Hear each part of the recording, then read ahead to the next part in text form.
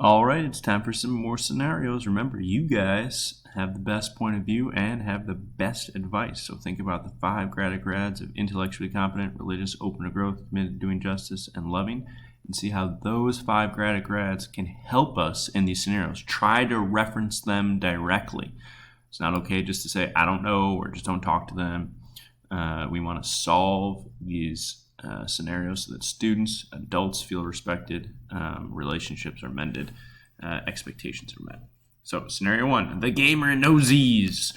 Mike is obsessed with Madden, like really obsessed. He loves to go home right after school and hop on the game and play it for hours on end. Some of his teachers and friends have started to notice that he's fallen asleep a lot in class.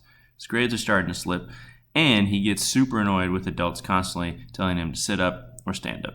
Furthermore, Mike isn't a very good loser. The other day, Billy absolutely destroyed him on the game. Mike talked a ton of trash and now has to face Billy at school. Instead of focusing on his work, he keeps looking for an opportunity to diss Billy.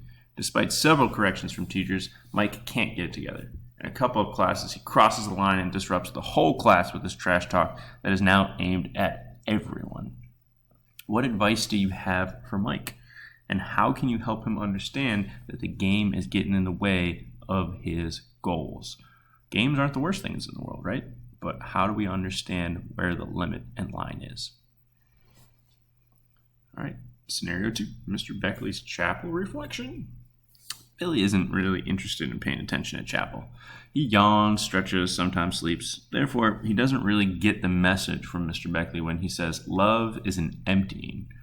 Later on in the day, the 7th grade has a talking circle where Mr. Gonzalez asks everyone, what does it mean when Mr. Beckley says love is an emptying, and how can we practice this at this as a grade? Billy wasn't paying attention at chapel and doesn't really like talking about feelings because it makes him feel vulnerable and embarrassed.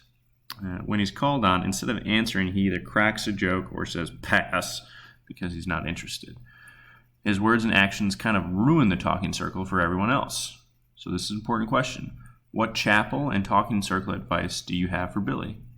And what are some concrete ways 7th graders can practice emptying their love at CJA? Remember, doing things for others, emptying your love.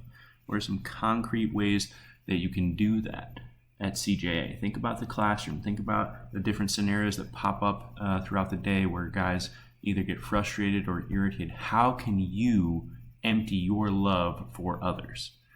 And answer that question.